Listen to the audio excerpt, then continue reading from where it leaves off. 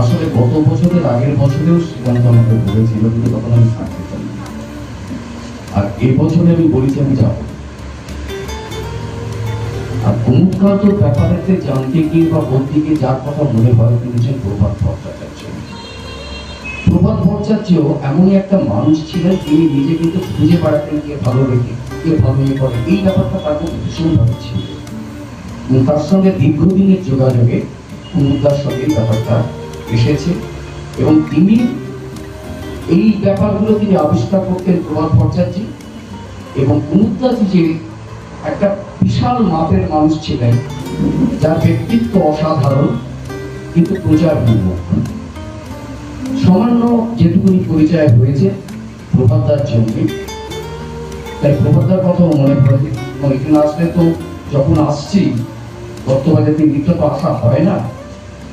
একদিকে উমেশচন্দ্র দত্ত, তারপর কানাইলাল ভট্টাচার্য, তারপর দেখা যাচ্ছে বামনদেব ভট্টাচার্য, এদিকে শিবনাথ শাস্ত্রী, মাঝখানে দেখা যাচ্ছে অসাধারণ ব্যাপার। এইটুকুনি স্পেনের মধ্যে কত কি ব্যাপার আছে। জয়নগর মুজিবপুর একটা আইকন, এটা বলার কোনো অপেক্ষা রাখে না। একটা কথা কি,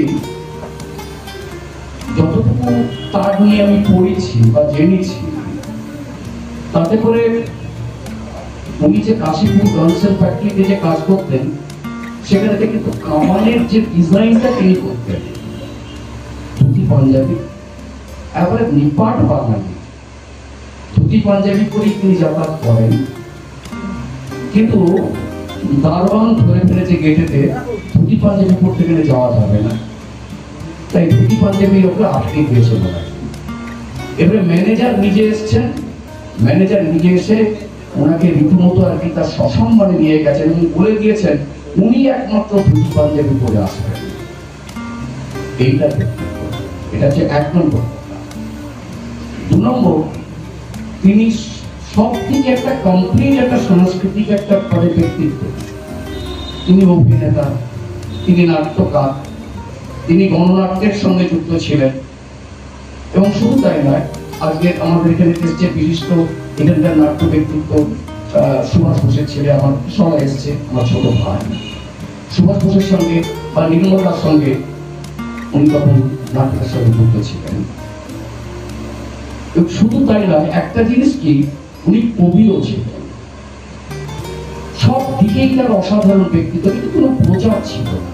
আত্মমর্যাদাটা ছিল প্রচন্ড পরিমাণে এবং তার সৃষ্টিটা তিনি প্রচারের মধ্যে প্রচারের আলোকে আনতে চাইতেন না। কুমুদাকে আরো বেশি করে তখন জানা যায় তার নাটক, আমার যতটা মনে পড়ে গুন্ডা, এই নাটকটা, এবং এই বোধহয় পাণ্ডুলিপি থাকলেও থাকতে পারে শিবনাথ শাস্ত্রী পাঠাগারেতে। দুটো নাটক আছে, সেই নাটক দুটোর পাণ্ডুলিপি হয়তো থাকতে পারে। শিবনাথ শাস্ত্রী পাঠাগারের যে ওই লেখনী, চিত্র যে লেখনী, সেটা কিন্তু ওনারই করা। বিদ্যাপীঠের এই লেখনী যে চিপানে লেখাটা যেটা, সেটা কিন্তু ওনারই করা। একদিকে চিত্রশিল্পী, এটা এলো কোথা থেকে? কুমুদার বাবা ছিলেন কাশী প্রসাদ চক্রবর্তী। কাশী প্রসাদ চক্রবর্তীর ভূমিকাটা বিশাল। কিন্তু জিন কথা বলছে, যেটাকে সায়ন্তন কেঁদে ফেললো আর এই আমাদের শ্রীকান্ত ধরে রেখেছে। এটা আমাদের শিক্ষা, আমরা নিজেরাই করি না। তো সবচেয়ে বড় যে গুন্ডা এবং অনটন আমার মনে পড়েছে, এই দুটো নাটক সম্ভবত পাণ্ডুলিপি হয়তো শিবনাথ শাস্ত্রী পাঠাগারে থাকতে পারে।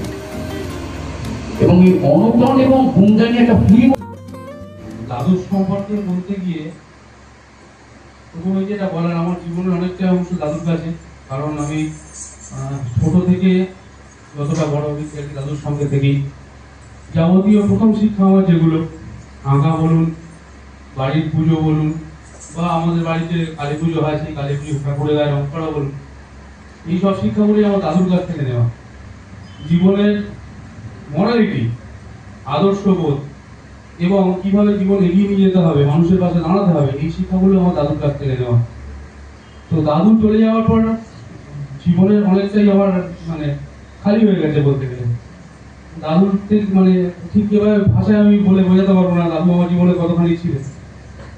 তো ব্যাস এইটুকুনি, আমি আর বেশি দাদু সম্পর্কে আর কি বলবো, মানে আমার ক্ষমা করবে না। স্বর্গীয় কাশী প্রসাদ চক্রবর্তীর সুযোগ্য সন্তান, এক কথায় বিশ্বকর্মা বলতে পারি আমি। তিনি ছিলেন প্রশান্ত চক্রবর্তী। আমরা বলি চিত্রসাহী থেকে চণ্ডীপাঠ, এই সবটাই উনি একা হাতে পাচ্ছেন। ওনার যে কী প্রতিভা ছিল কি ছিল না আমরা ধারণা করতে পারি না। এই যে নাম আমাদের, এই নামটাই ওনার দোয়া। আমার ছেলের নাম ওনার দোয়া, গোপাল করে ডাকতেন, সেটাও ওনার দোয়া। আমি ওনার কাছেই মানুষ। আমার জন্মদাতা একজন ছিলেন ভালো করতেন উনি, ওনার কাছেই আমার বড় হওয়া সবটাই। দেখুন, মানুষের সম্পদ হলে উইল তৈরি হয়, আর ধৈর্য, নিষ্ঠা, সংস্কার, একাগ্রতা থাকলে গুড উইল তৈরি হয়। সেই গুড উইলের অধিকারী ছিলেন এই কুমুদচন্দ্র চক্রবর্তী। অফিসে যিনি কাজ করতেন একমাত্র উনি, দুটি পাঞ্জাবি